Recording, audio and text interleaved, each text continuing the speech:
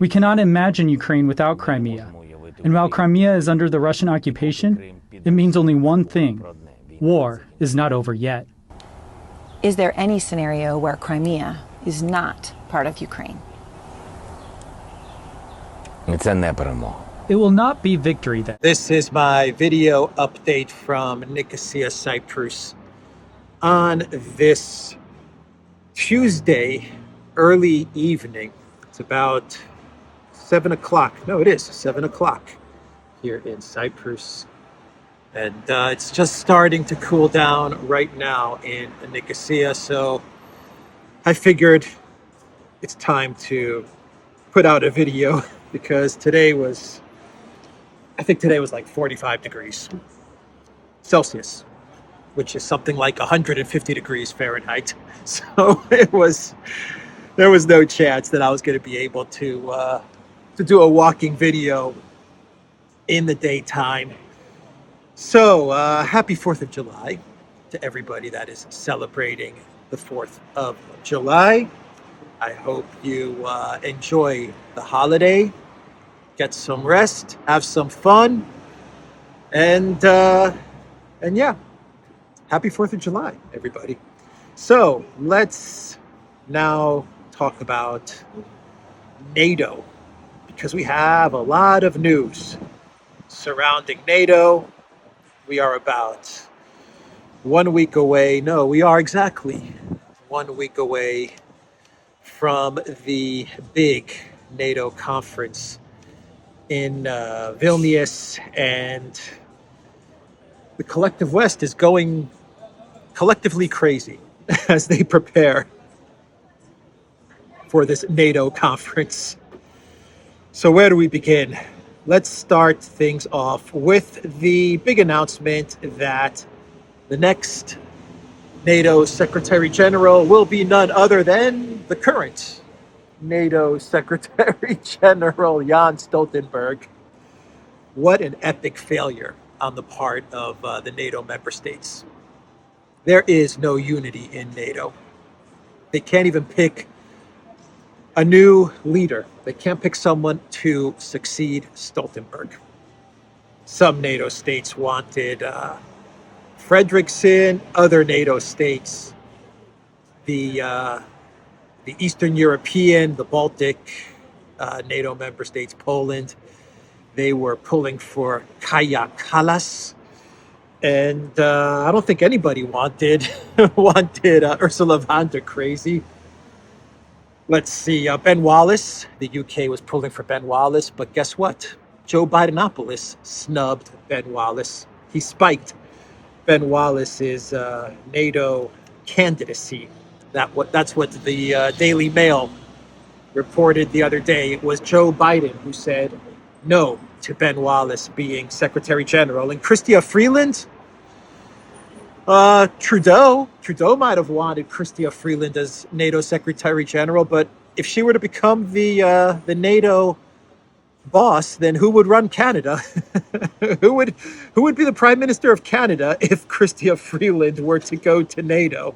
So they decided on leaving Jens Stoltenberg right where he is as the Secretary General of NATO. What an epic fail. And CNN, they are reporting that NATO, as a collective, NATO, is very disappointed with Ukraine's counteroffensive. You guys are not putting together a good counteroffensive. So they're very disappointed with the Elensky regime. And CNN tries to explain why Ukraine has not been able to make progress. And it's just those Russian fortifications. Who told Russia to build those fortifications? Why did they go and do that? Why did Russia go and build those fortifications to prevent Ukraine from reaching the Sea of Azov in the big counteroffensive? How dare Russia do such a thing? So that is how CNN explained the failure of the big counteroffensive. And then you have the weapons and not getting the F-16s and not getting the air defense systems and not getting everything else that Elensky has been asking for, and all of these things have caused the counteroffensive to fail. And the rain. Let's not forget the weather and the rain and the fact that Putin is evil.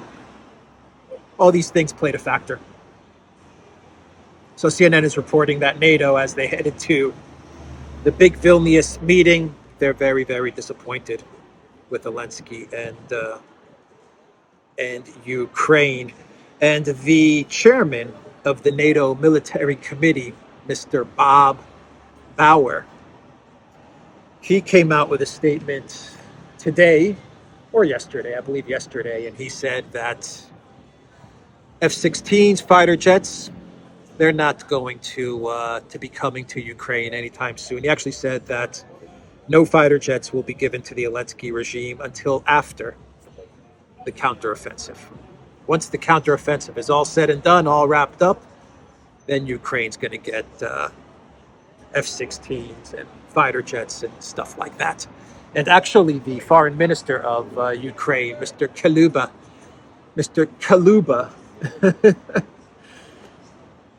I'm reminded of the drink Kahlua when I say Kaluba. But Mr. Kaluba, he was actually complaining that NATO had promised to train Ukraine pilots in June to fly the F-16s, and he said that NATO broke their promise, and they haven't trained any Ukraine pilots.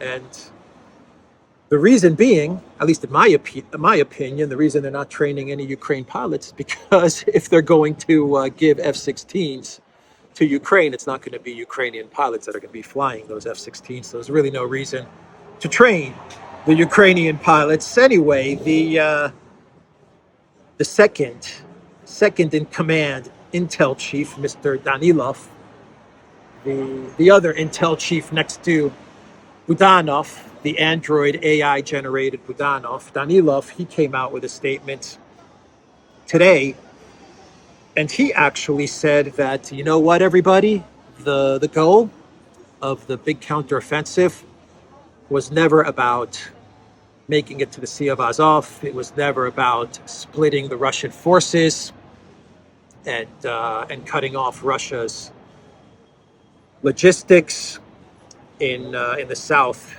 land corridor close to Crimea. It was never even about making this into a long drawn-out marathon where Ukraine captures bits by bits of territory. None of this stuff is what the big counteroffensive is about.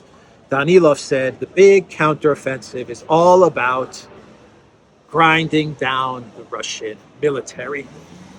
Demilitarization of Russia.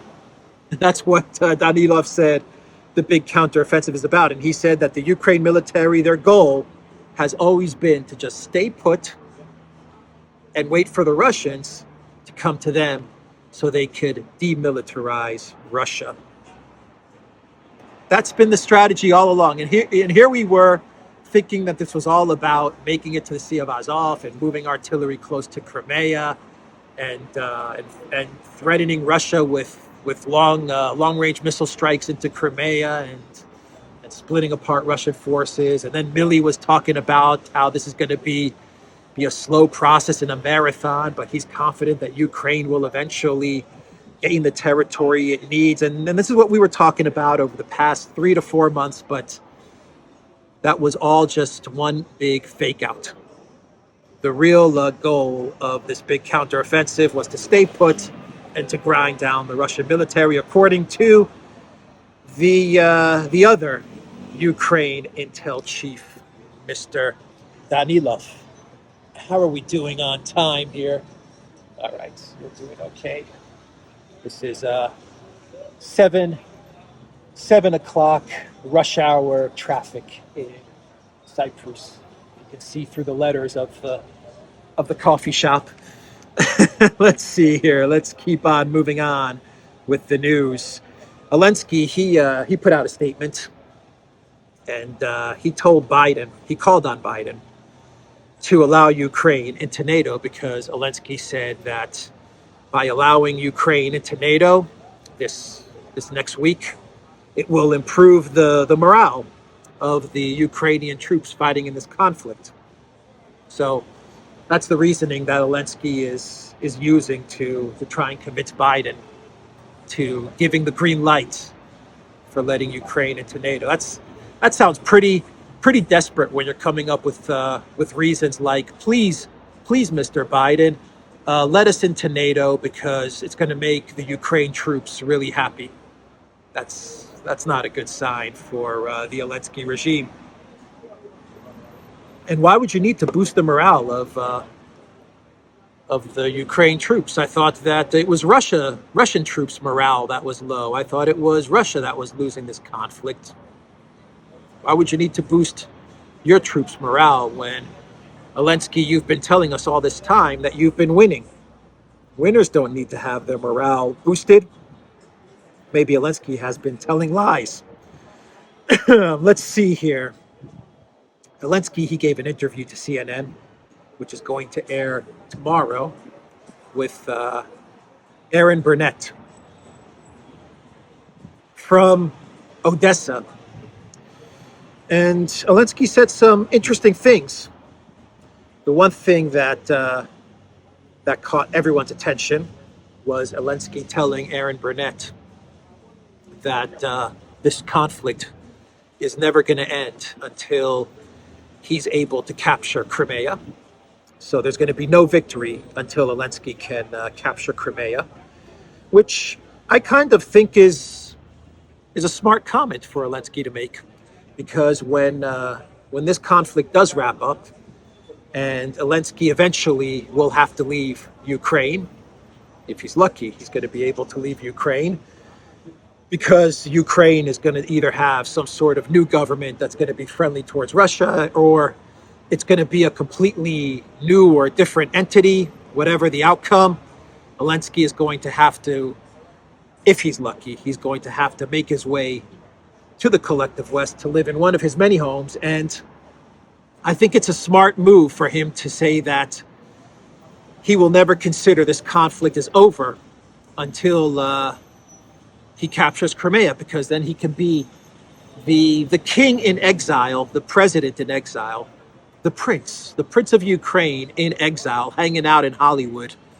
with George Clooney and Brad Pitt, telling all of the Hollywood A-listers and the collective West mainstream media that he's the rightful leader of Ukraine, and one day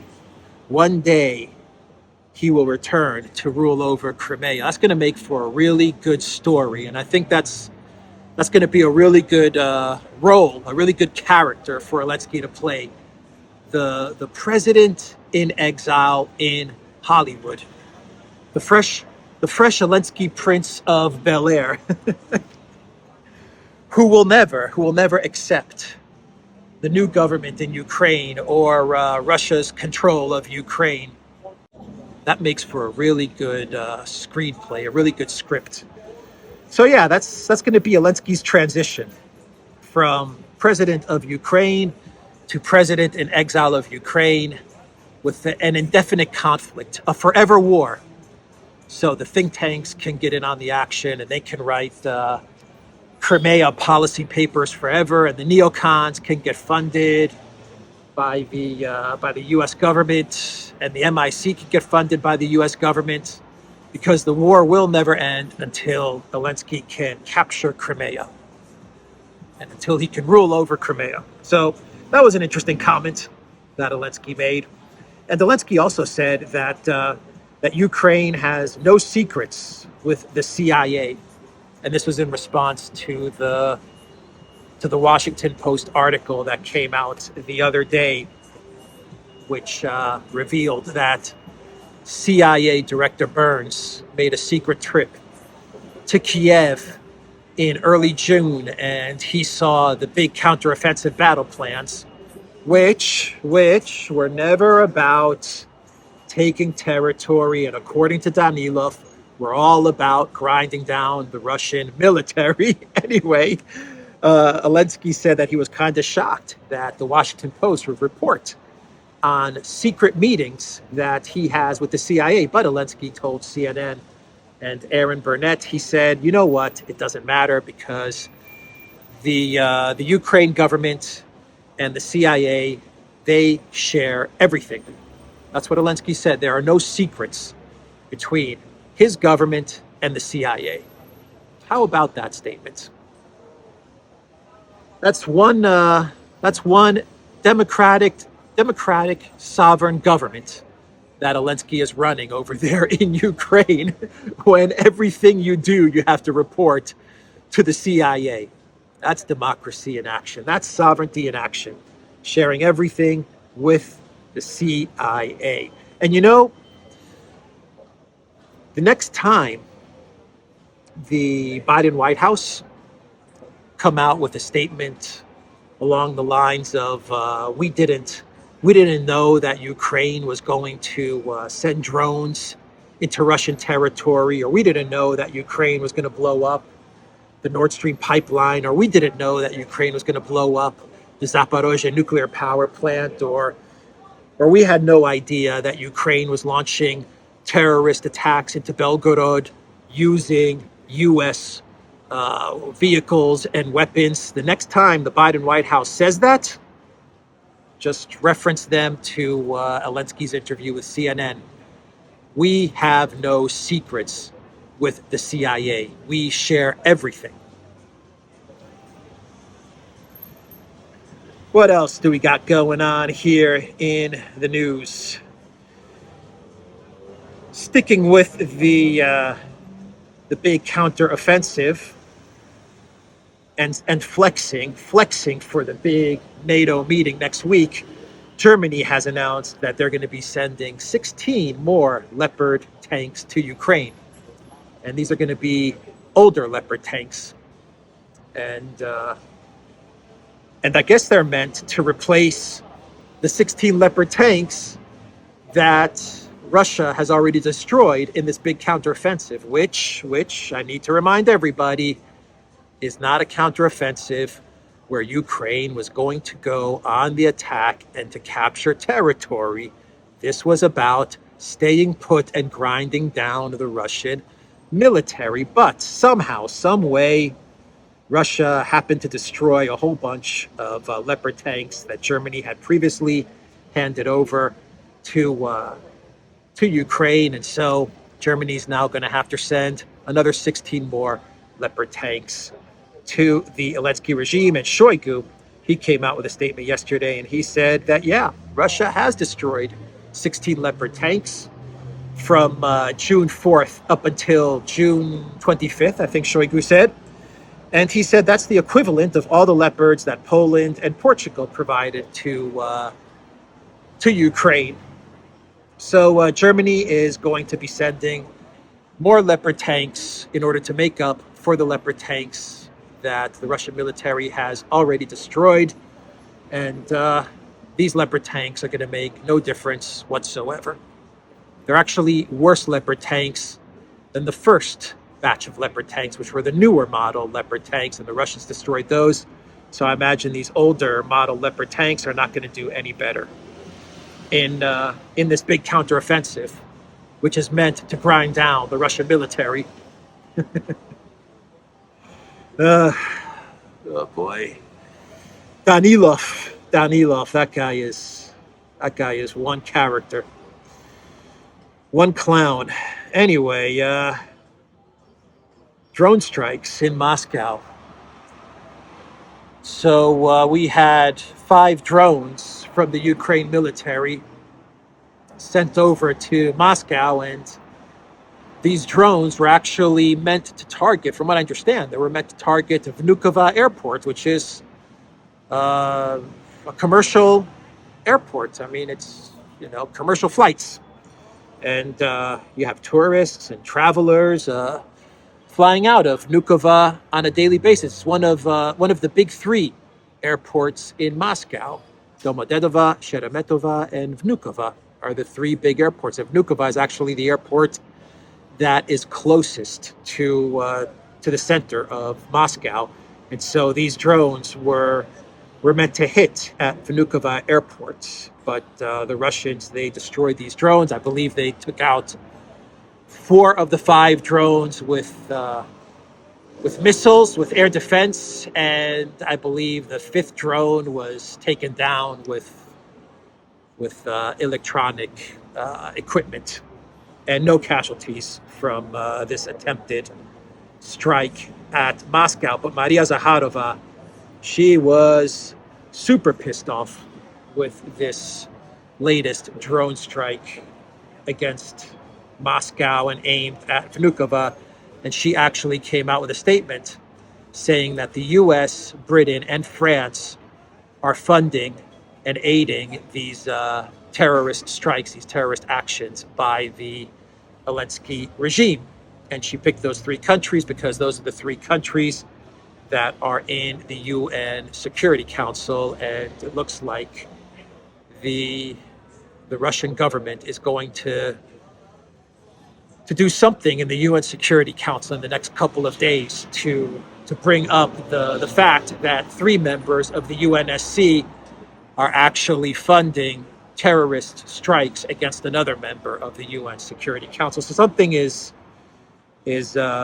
being planned for the UN Security Council. By the way, Zakharova, she came out with a statement when she saw the clip from the Elensky CNN interview that's going to be airing on Wednesday. The one clip that is making the rounds on social media is Elensky telling Aaron Burnett that this conflict will never be over until he captures Crimea, and Elensky was telling Aaron Burnett that he really cares for Crimea. Crimea is like very, very dear to Elensky and to his government.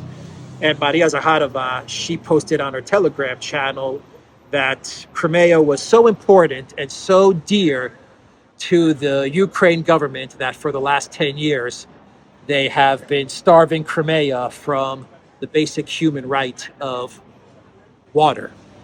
They cut off all of Crimea's access to water for 10 years. That's how important the people of Crimea were to the Elensky regime.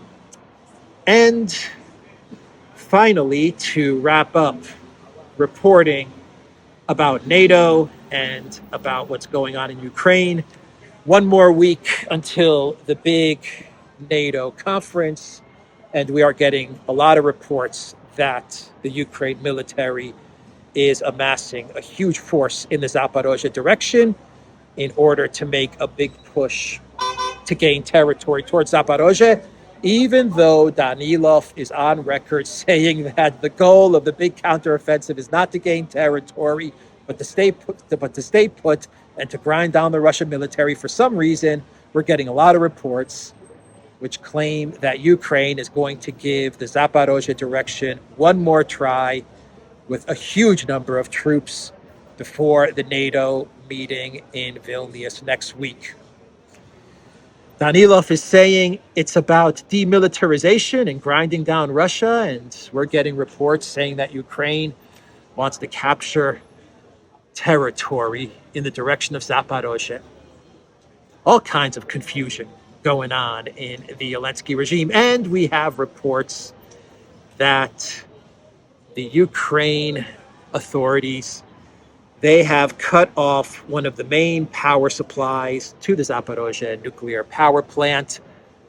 The power plant does have reserve power and it's not in any kind of danger.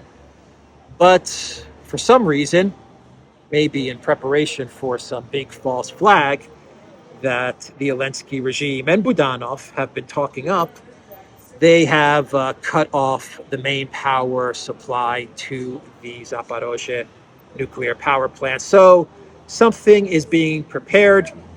The rumors are that Ukraine is going to try to put together some sort of false flag on the power plant between the 5th of July and the 8th, 9th of July. That's like the window, the time window where they're going to try and do something to the nuclear power plants.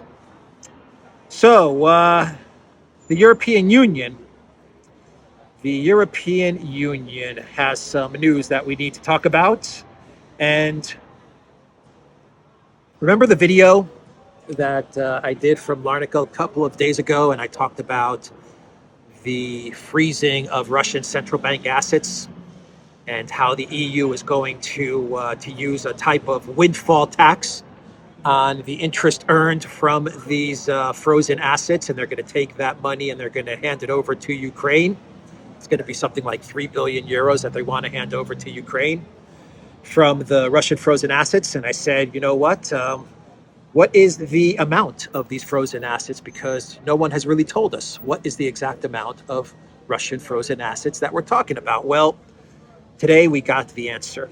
According to the European Commissioner for Justice, Didier Reynders, the amount of Russian frozen assets that the EU claims to have frozen is 207 billion euros. That is according to the European Commissioner for Justice. And the assets are some of it is in security, some of it is in cash, and the rest of it is in other asset classes. But it's in a kind of mix of asset holdings. But it's 207 billion euros.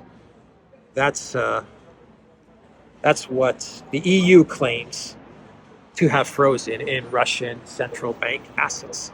And they're trying to find a way to not only send 3 billion in windfall tax to Ukraine, but they're trying to find a way to seize the entirety of the 207 billion euros. And the Austrian, I believe he's the Austrian foreign minister, Mr. Schellenberg, Alexander Schellenberg, he actually warned the EU that if they can't find, and I quote, a watertight legal viewpoint to seize the Russian assets, they shouldn't do it because the risk is too great. It's going to damage the EU's reputation, its financial reputation, and its financial trust. So basically, what the Austrian foreign minister is saying is that the EU, they have to engineer an a watertight legal justification for stealing the 207 billion euros in Russian central bank assets.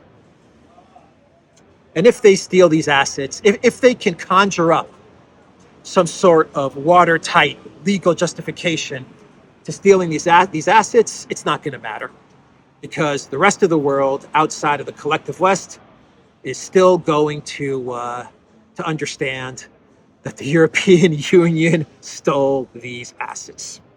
No matter what legal justification the EU comes up with, the rest of the world, other countries that are invested in the EU, other entities and oligarchs and high net worth individuals that are invested in the EU are going to say, you know what? The fact that you guys had to engineer a legal justification to seize these assets is even worse than just coming out and admitting that you're going to steal these assets, because whatever legal justification that you all have come up with is going to be used against me.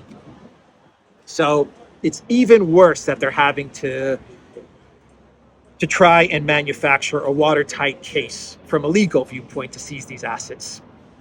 It's not going to make a difference. If they take these assets, if they steal these assets, it's going to look very, very bad, and it's going to do a tremendous amount of damage to the European Union and the euro. Ursula von der Crazy, she was in Spain with Prime Minister Sanchez, and she was commemorating the European Union presidency, the rotating presidency, which is now going to Spain. And she was there to commemorate, to mark the occasion. And she said in her speech with Prime Minister Sanchez that Ukraine needs to double everything that they're doing that the EU needs to double everything that they're doing to help Ukraine. They need to double everything, double weapons, double money, just double it. Double, double, double. That is what Ursula said. Let me find you her exact quote, because it's a pretty entertaining quote from Van der Crazy. Let's see here. I know I bookmarked this quote from Ursula. Here we go. The European Union should double aid to Ukraine to ensure uninterrupted funding for Kiev for the coming years and supply it with everything it needs to achieve victory on Earth, as opposed to achieving victory on Mars. Just double everything. Double it. 207 billion in Russian frozen assets? Double. Double it. How many weapons are you going to give to Ukraine? 16 tanks? Double it. Double those tanks. She just wants to double everything so Ukraine can achieve victory on planet Earth. Sweden is saying that, according to media in Sweden, they are saying that they have no more weapons to give to Ukraine. No more weapons to double to give to Ukraine. This is according to media out of Sweden. Military support for Ukraine has led to the depletion of the arsenals of the Swedish army, according to the Dagens Nyheter. The situation with the shortage of ammunition in Sweden is critical, and it is impossible to replenish stocks quickly. In this regard, the Swedish government decided to increase its own production of ammunition, but this is easier said than done. Today, there is a lack of both production capacity and raw materials, such as gunpowder, explosives, and even steel, a spokesman for the defense company said. So Sweden's going to call up Ursula, and they're going to say, Ursula, we can't give any weapons to the Elensky regime anymore. We've been demilitarized. And Ursula's going to say, I don't care, double it. But Ursula, it's zero that we're going to give to the Elensky regime. Zero? Double it. Double the zero. Send it to Elensky. We must bring Russia's economy and Russia's military to tatters here on Earth. I love the on Earth part. Where did she come up with that one? All right, let's wrap up this video so we don't go on too long. The SCO, they had their 23rd meeting. And this is a big meeting because there's a new SCO member, and that is Iran. Iran is officially a member of the SCO. And Belarus is going to be signing an accession agreement to enter the SCO. So a huge day for the Shanghai organization. Xi Jinping was very happy. Vladimir Putin was very happy. Modi was very happy. All of the members of the SCO were very happy to welcome Iran. And they've got a long list of countries that want to enter the SCO. They have a long list of countries that want to enter BRICS as well. And as I was reading the news about the SCO welcoming Iran and soon to be welcoming Belarus, I was thinking about NATO and how Ukraine has destroyed their country so that they can get some sort of NATO membership, and how Ukraine has destroyed their country so that they can get some sort of membership into the EU.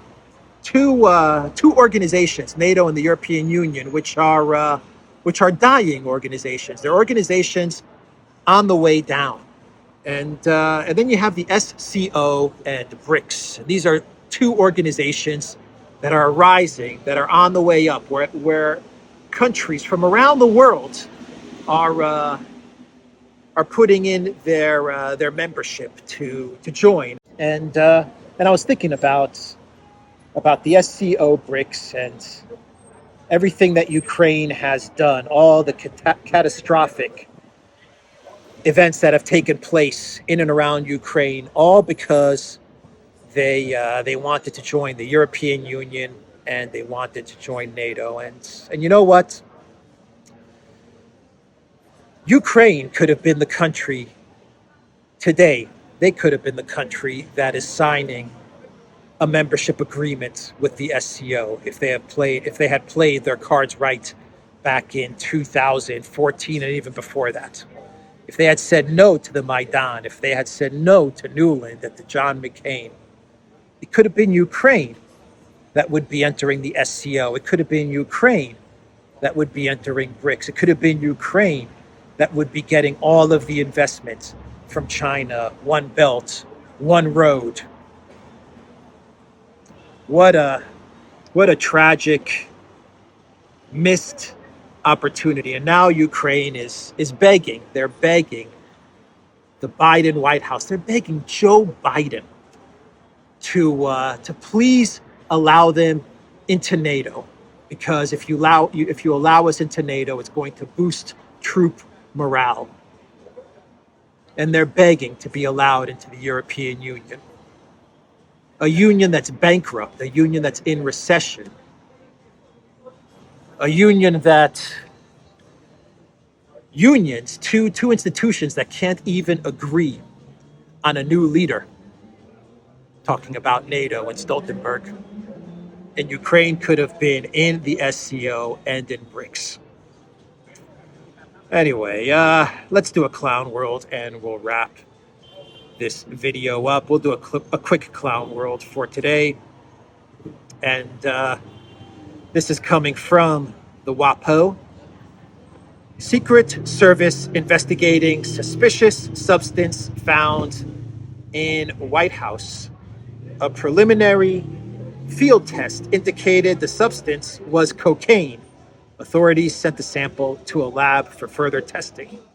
So now we're going to have an investigation as to how this cocaine ended up in the White House.